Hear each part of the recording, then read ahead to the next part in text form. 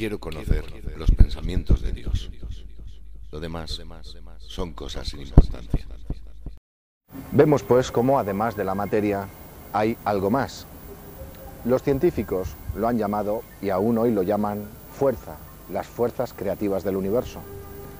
Sin embargo, otros científicos, como en el caso de Johannes Kepler, astrónomo del siglo XV, lo llamaba espíritu, los llamó los espíritus creativos universales. De todas formas, sea cual fuera la definición o su nombre, ahí está.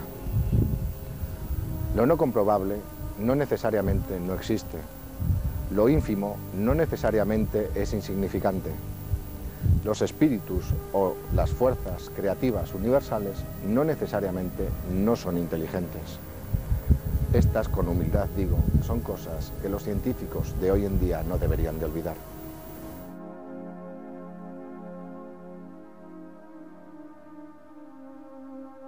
Hemos hablado del origen y posible constitución de la materia universal. Hemos visto que también en sus diferentes organizaciones como componentes cósmicos tienen una conducta bien definida. Esto que digo ahora es curioso, máxime, cuando conducta en el ambiente humano está definido de esta manera. Son normas generales humanas, son portes o maneras con que los hombres gobiernan su vida y dirigen sus acciones. Entonces, en base a esta definición, ¿por qué no podríamos hablar de una conducta universal, una conducta galáctica, una conducta solar? Vamos a dejar a un lado lo que es la constitución de la materia, tema vasto y muy científico, y vamos a entrar de lleno en una teoría que cada vez cobra más auge dentro de los ambientes astronómicos y científicos. Es la teoría que habla del origen de las galaxias. Estos embriones galácticos serían los cuásars. ¿Qué son los cuásars? No busquen en un diccionario normal qué cosas son, porque todavía no han sido incluidos en estos libros de uso cotidiano. Y sin embargo les debemos mucho a estos. Según la ciencia, que en este caso hay que reconocer que es un poco ambigua, los llama objetos extragalácticos más lejanos conocidos hasta el momento. La verdad es que debemos aventurarnos en estos, como los llama la ciencia, objetos lejanos, aunque lo de conocidos lo debamos de aparcar en un término modesto de poco conocidos. No obstante, podemos hipotizar con los datos que se conocen y ciertamente parecen ser que son un estado anterior a las galaxias. Veamos las características comunes que los engloban. La primera de ellas sería que su luz es equivalente a cientos de veces la de las galaxias más brillantes. Por lo tanto, son totalmente detectables por los telescopios. La segunda sería que su velocidad es aproximadamente de 48.000 kilómetros al segundo, por lo tanto es imposible de confundirlas con soles. La tercera de ellas sería que no emiten prácticamente ondas de radio, emiten una grandísima cantidad de energía en un espacio muy reducido. Resaltar ante esto la gran emisión de radiación ultravioleta. La cuarta sería que su brillo se atenúa y vuelve a aumentar cíclicamente en periodos muy brevísimos, hablando en tiempos universales. Estos periodos serían de días. La quinta, sus dimensiones son extremadamente pequeñas en comparación a las galaxias. Pasamos a la sexta, que sería que algunos cuásars están ligados por un cordón umbilical o puente de materia, cada uno de ellos a una de las galaxias cercanas.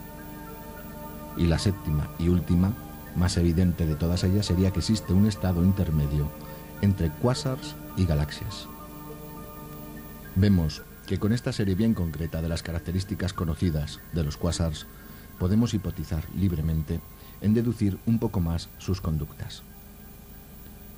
Hemos visto cómo algunas de sus características nos impiden confundirlos con galaxias o con estrellas, que son soles lejanos, que serían las dos imágenes que más fácilmente inducirían a error a los observadores. Pero intentemos entenderlos en base a sus características comunes. Las magnitudes pueden variar, como en el caso de los incendios, pero básicamente son el mismo efecto con dimensiones distintas. Por ello, no entraremos en valorar el tamaño de los cuásars, que indudablemente tiene su importancia, pero no en este momento. Podemos ver entonces que los cuásars son un estado primigenio de la enorme energía y material cósmico generado por la gran expansión. Más adelante explicaré este término. Podemos deducir, por lo tanto, que es en estos en donde se pueden dar los principios del nacimiento de las galaxias, tal como las conocemos hoy en día. Esto está apoyado en el sencillo dato de que los cuásars no son emisores de ondas de radio, mientras que las galaxias sí lo son, y esto en relación directa a su vejez o juventud. De todas formas, no debemos de olvidar que el elemento más abundante del universo es el hidrógeno. Este, seguramente y con certitud, formaría una de las partes fundamentales en la constitución de los cuásars. Podemos decir entonces que la condensación de enormes cantidades de hidrógeno, y cuando digo enormes me refiero a magnitudes difícilmente entendibles, darían lugar a una nube óvulo, de la cual y con posterioridad nacería una galaxia, cuyo estado anterior sería un cuásar. Otro dato por lo que podemos establecer que los cuásars son embriones de galaxias es que son emisores de grandísimas cantidades de radiación ultravioleta. Este es un nexo de unión que los liga a la condensación, gestación y desarrollo de las estrellas y de los sistemas estelares. Esto en base a los estudios que han establecido que las estrellas jóvenes emiten más radiación ultravioleta que las estrellas ancianas. Podemos decir que al igual que los soles dan lugar o nacimiento a los planetas, los cuásars darían lugar o nacimiento a las galaxias. Lo cierto es que científicamente este proceso no está verificado al 100%, ya que se desconoce la cantidad de energía o si el dinamismo es rápido o lento en este tipo de constitución. Podemos hablar también, paralelamente, de dónde sale el material que utilizan los cuásars para dar lugar después a las galaxias. Personalmente, me siento identificado con esta teoría de que los cuásars dan lugar a las galaxias. Pero de dónde proviene la materia que utilizan es una de las incógnitas a resolver. Sobre el origen de la materia que los cuásars utilizarían para generar en torno de ellos la forma que finalmente conoceríamos como galaxia, entra en juego uno de los componentes cósmicos que hemos hablado, que son los agujeros negros.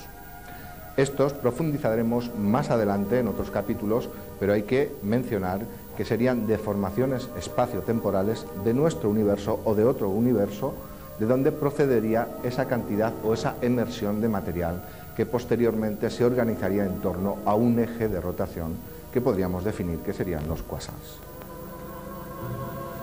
La teoría, pues, de que pueden ser nubeóbulos galácticos cobra más valor cuando vemos que astronómicamente hay unas determinadas galaxias muy jóvenes en estructura, con una grandísima actividad y con núcleos extremadamente brillantes, que se han llamado galaxias Seyfert, en honor a su descubridor Carl Seyfert en el año 1943. Una de las características de este tipo de galaxias es su núcleo puntiforme, aspecto inicial que presentaría una galaxia que poco a poco pierde inercia de rotación y de emisión de energía y material en su centro galáctico, lo cual produciría una progresiva convexidad del aspecto de su núcleo. La brillantez de estas galaxias Seyfert son entre 10 y 100 veces más lumínica que la de una galaxia común. Hay otro punto fundamental en la teoría de que los cuásars son el inicio de una galaxia, pero lo veremos más adelante, en el que trataremos los agujeros negros, tan misteriosos y temidos por los astrónomos, que piensan que todo lo que cae dentro de su fuerza de gravedad está condenado a vivir en un espacio muy reducido, y que por supuesto de allí no hay salida.